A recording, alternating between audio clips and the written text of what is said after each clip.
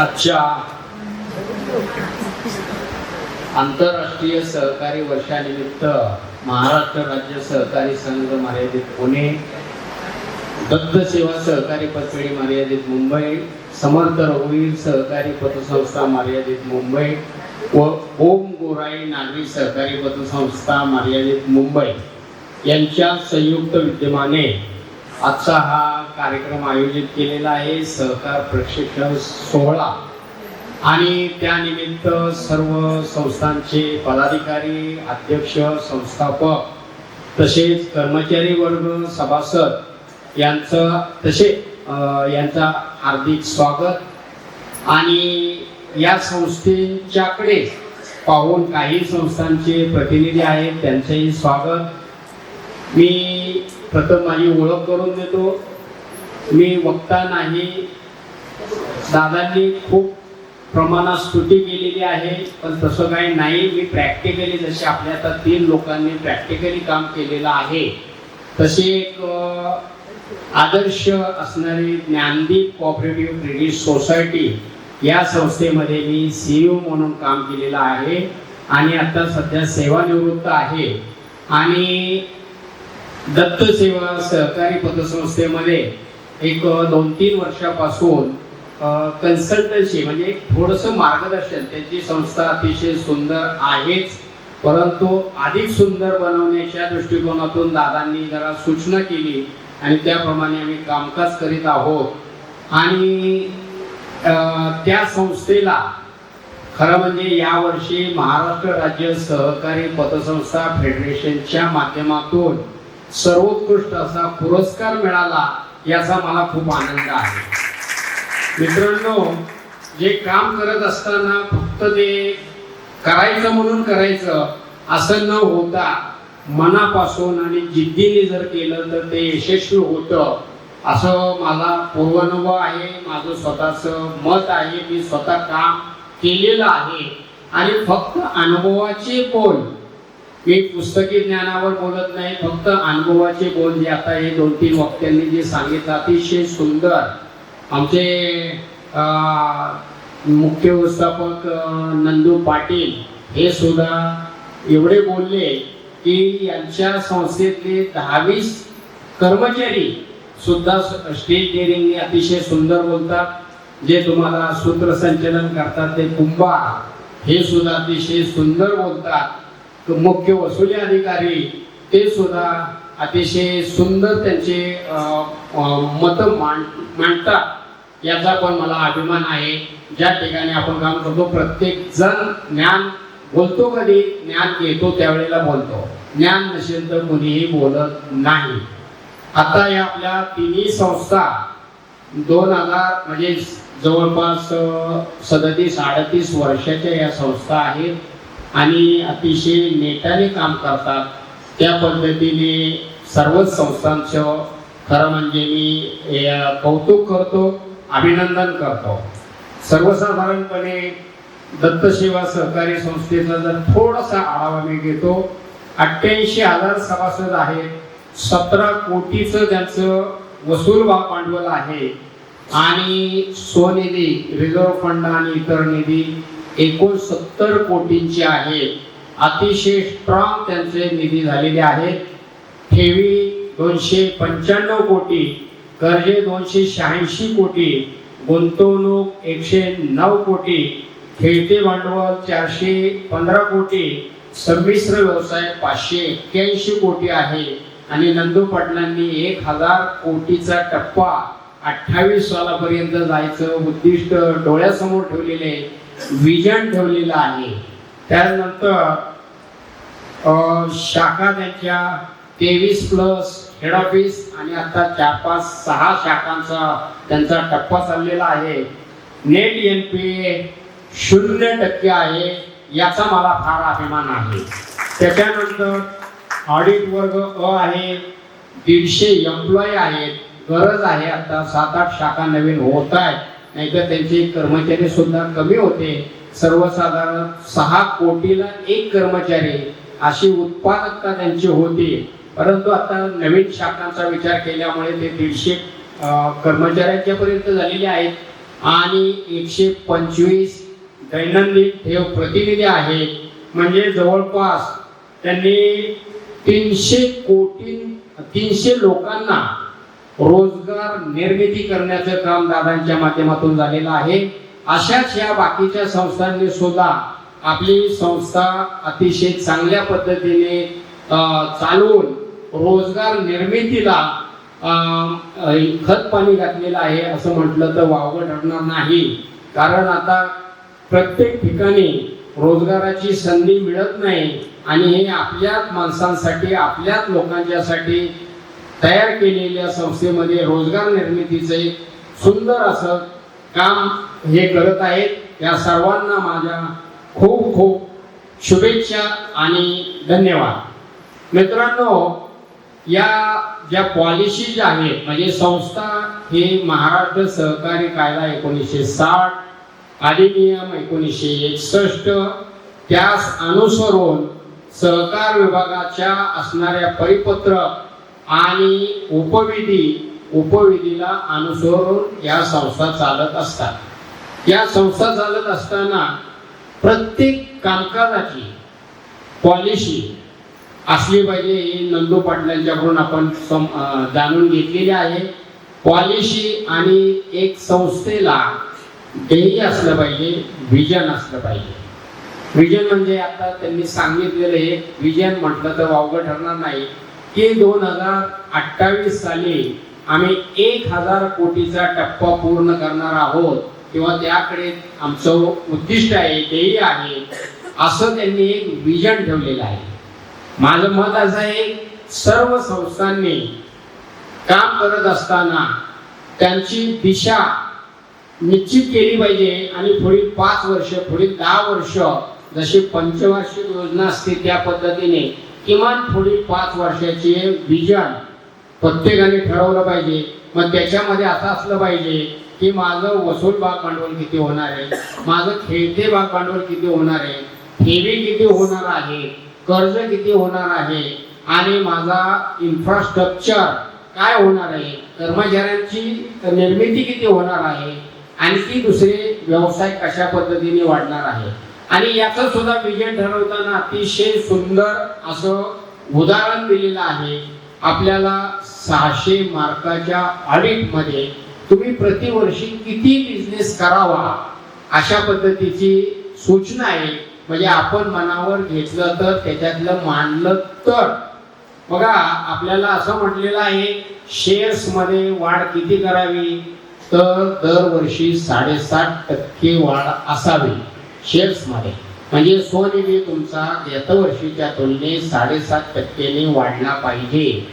तर तो धोरण ठरवून आपण ज्या वेळेला आपण ठरवलं 10% वाढवायचं तर कुठेतरी 7.5 वर आपण येऊ शकतो.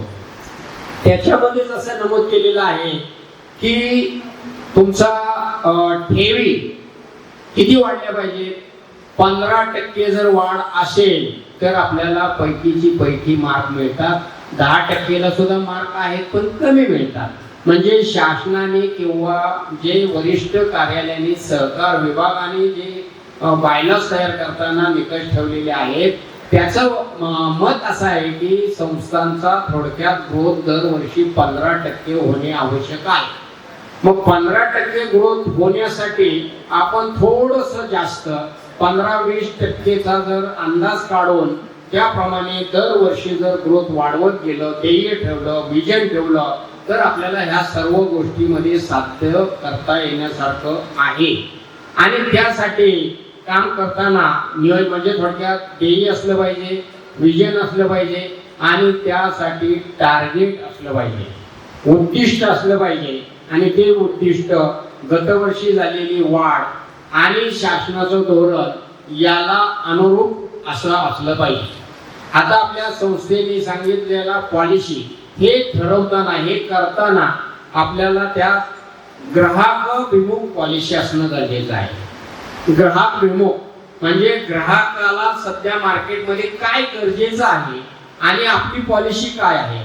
सर्वसाधारणपणे ग्राहकाचा विचार करून पॉलिसी बनल्या पाहिजे आणि त्या पॉलिसीमध्ये लवचिकता असली पाहिजे. त्यामध्ये बदललेल्या पॉलिसीमध्ये बदल झाल्याप्रमाणे नियमित वर्षातून एकदा त्याच्यामध्ये बदल करणं आवश्यक आहे. तीच पॉलिसी, जुनीच पॉलिसी ठेवून आपण काम करत राहिलो तर नक्की संस्थेला ती धोकादायक असू शकते. म्हणून त्याप्रमाणे आपल्याला बदल हा अपेक्षित आहे.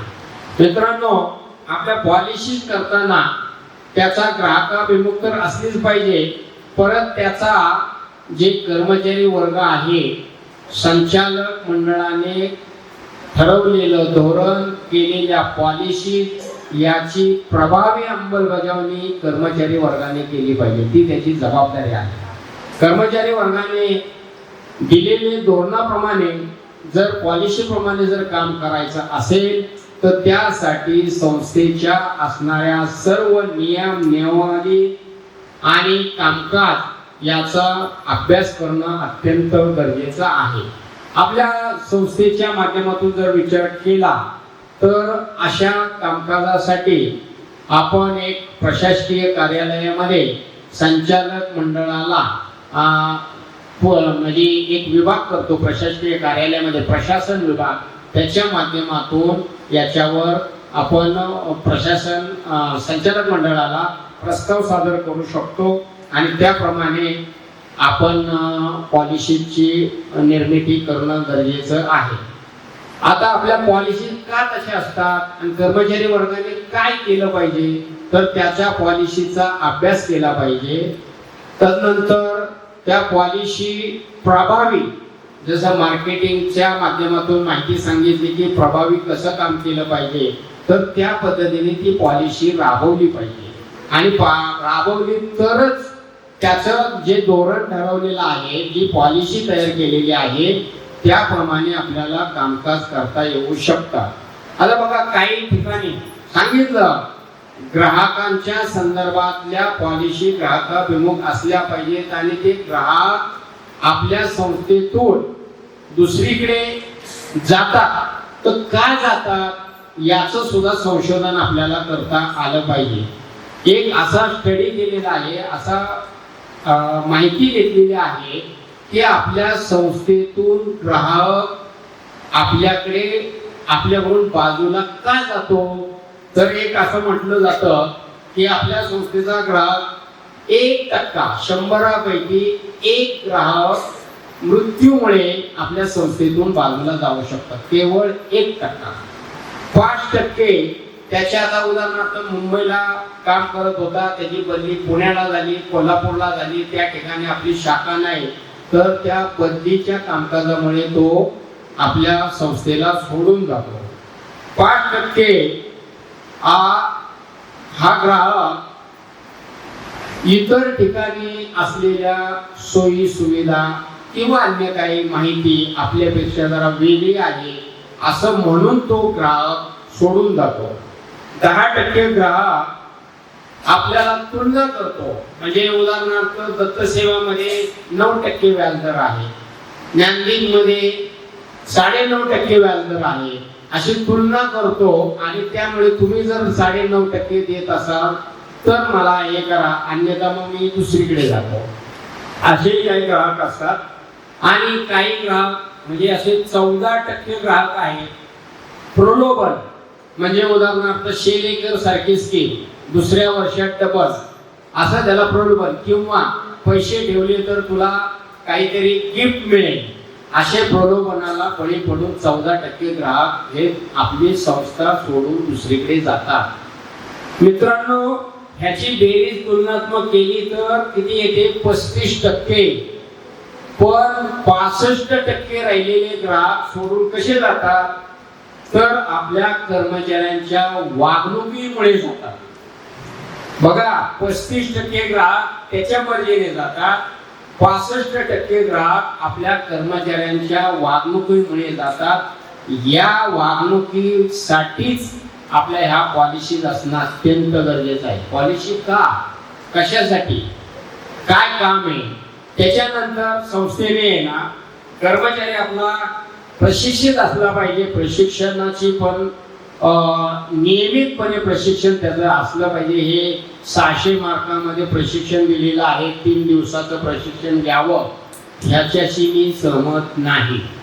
आम्ही ज्ञानदीपमध्ये काम करत होतो त्यावेळेला आम्ही एक प्राचार्य प्रशिक्षण डिपार्टमेंट वेगळं नेमलेलं आहे, तिथे प्राचार्य म्हणून नेमणूक केलेली आहे आणि दर महिन्यातून एक वेळ तरी त्या शाखाधिकाऱ्यांचं प्रशिक्षण वेगळं, त्याच्यानंतर वरिष्ठ अधिकाऱ्यांचं वेगळं, SROंचं वेगळं, असा दिनक्रम 26 दिवस त्याचं प्रशिक्षणाचं काम चालतं.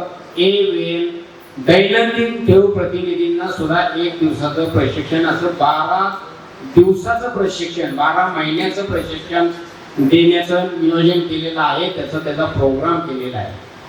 आमच्या संस्थेने त्यावेळेला प्रशिक्षणावर झालेला खर्च हा खर्च न मानता ॲसेट ही एक भविष्यातील ॲसेट आहे आणि ॲसेटसाठी केलेला खर्च आहे असं म्हटलं जातं. आणि यासाठीच संस्थांनी त्यांचं एक मॅन्युअल तयार करायला पाहिजे, काम कसं करावं. आता दादांच्याकडे जर बघितलं ना तर अतिशय सुंदर असं सर्व कामकाज त्यांच्याकडे चालू केलेले मॅन्युअल सुद्धा त्यांच्याकडे आहे.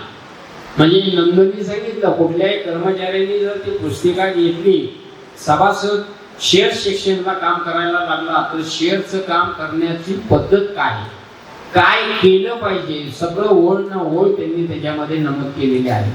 म्हणजे कार्यप्रणाली, मग ते सभासद करून घेण्याची कार्यप्रणाली असेल, त्याच्यानंतर ठेवीच्या संदर्भातली कार्यप्रणाली असेल, त्याच्यानंतर कर्जाच्या संदर्भातली कार्यप्रणाली असेल, काम कसं आणि कुठं कसं करायचं हे सुद्धा वाचन करून नवीन कर्मचारी सुद्धा काउंटरवर निवृत्त होत नाही, हे मला त्याच्यातून सांगायचं. म्हणजे कार्यप्रणाली असली पाहिजे आणि कार्यप्रणालीनुसार जर त्या व्यक्तींनी काम केलं तर आपल्या संस्थेची प्रगती हे दिलेल्या टार्गेट प्रमाणे होत असते.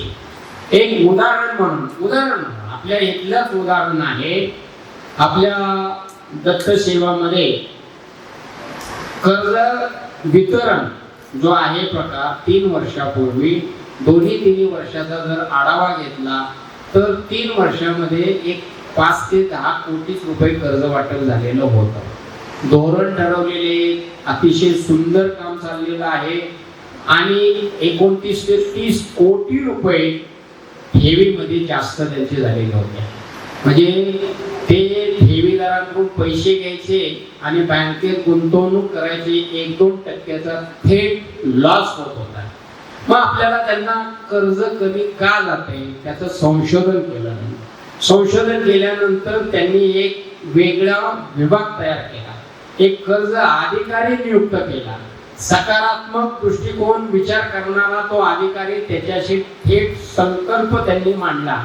आणि मित्रांनो, विशेष म्हणजे त्याच वर्षी मी आलो होतो, त्यांना आम्ही दरवर्षी ते 70-80 कोटी रुपये कर्ज वाटपाचं उद्दिष्ट घेत होते.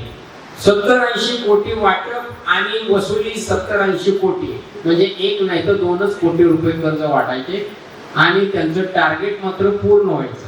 मग आम्ही पहिल्याच वर्षी 130 कोटी रुपये कर्ज वाटपाचं उद्दिष्ट घेतलं. 130 कोटी वाटपाचं उद्दिष्ट घेतलं, सकारात्मक दृष्टिकोन ठेवला, त्यांना अधिकार दिले, कर्मचारी अधिकारी वर्गाला त्या पद्धतीने माहिती दिली आणि सांगायला आनंद वाटतो 118 कोटी रुपये कर्ज वाटप केलं आणि 32 कोटी रुपये कर्जाची वाढ झाली. म्हणजे जे 1-2% आपल्याला वाढ वाटत होती त्या वर्षी त्यांनी अतिशय चांगल्या पद्धतीने कामकाज केलं.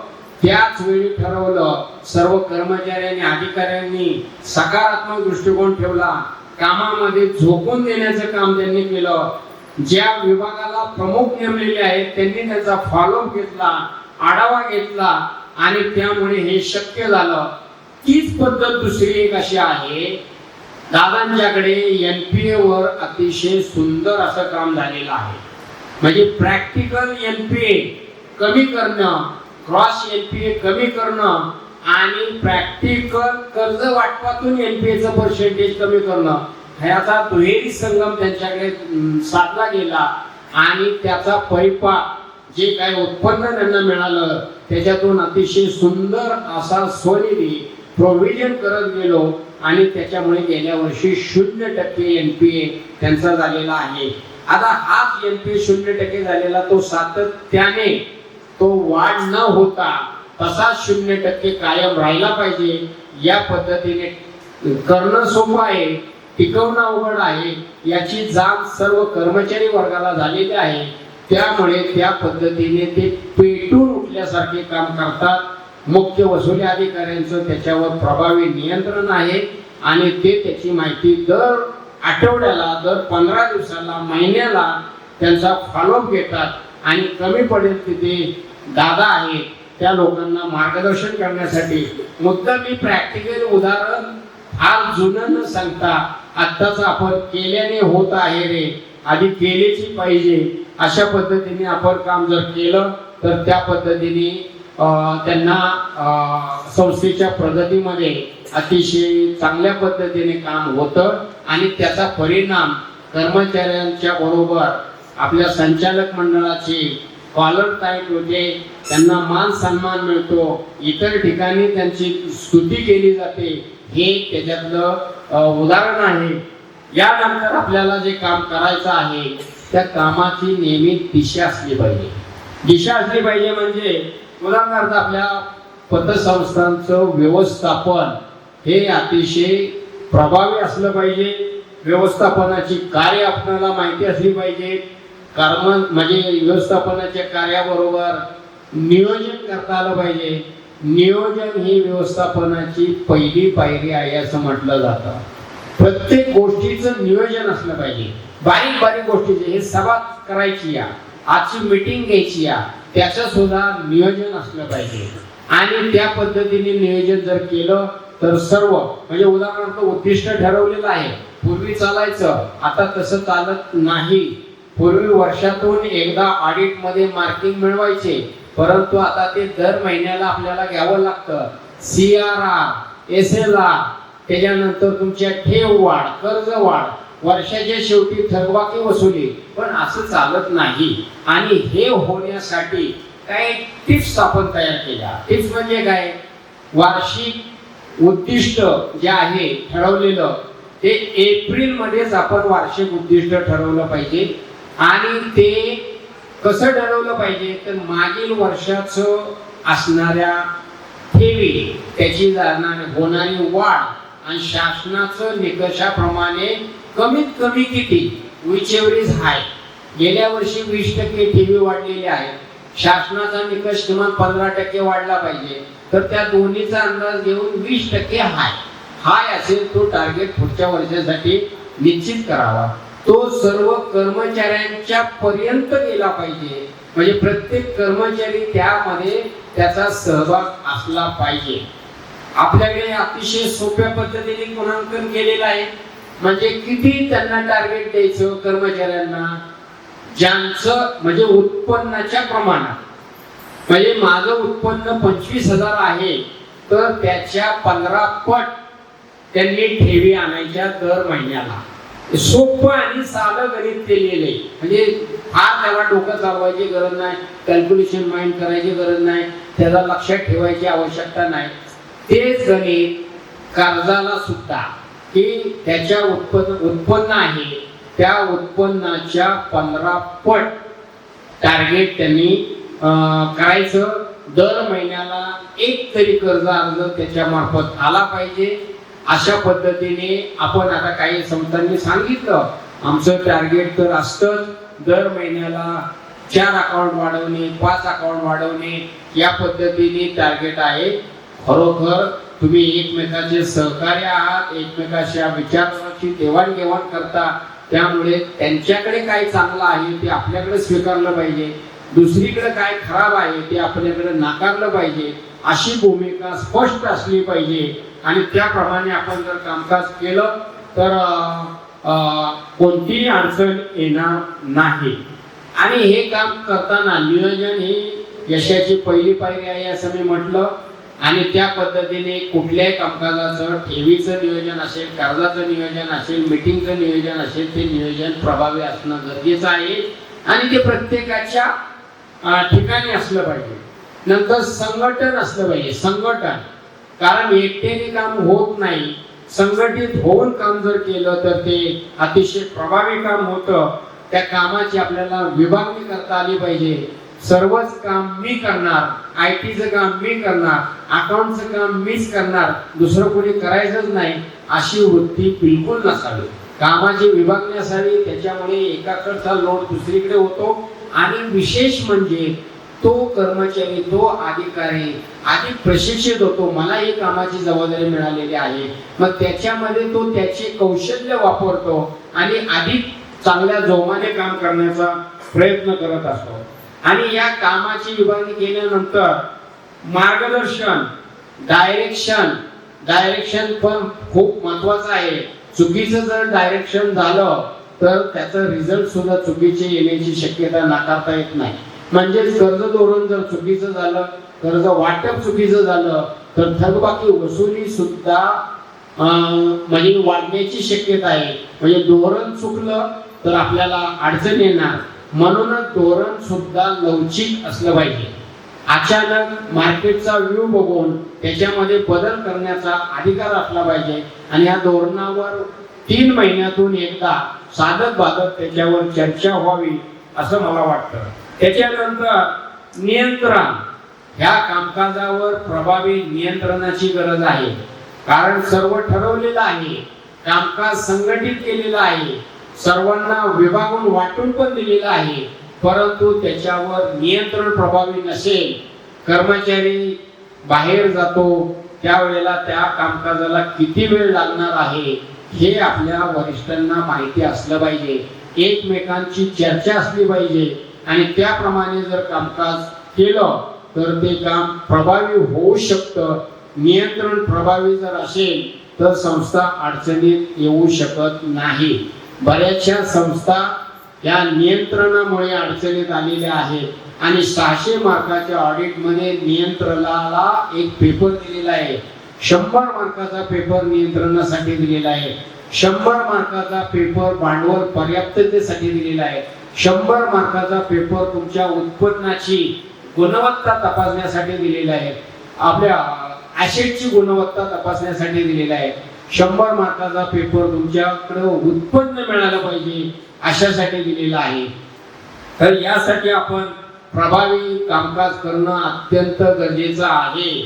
आपल्या संस्थेला मी आता एक पेपर बद्दल बोलतो. भांडवल पर्याप्तता पेपर जो आहे तो सहसा बऱ्याचशा संस्थांना 100 पैकी 100 मार्क मिळतात. आता आपण बिझनेस करताना भांडवल पर्याप्तता कशासाठी आहे? कारण लोकांच्या म्हणजे जे स्वनिधी आहे, स्वनिधीच्या प्रमाणात म्हणजे वाढीसाठी हे भांडवल पर्याप्तताचा पेपर आहे. स्वनिधी किती वाढला पाहिजे तर दरवर्षी 7.5% वाढला पाहिजे.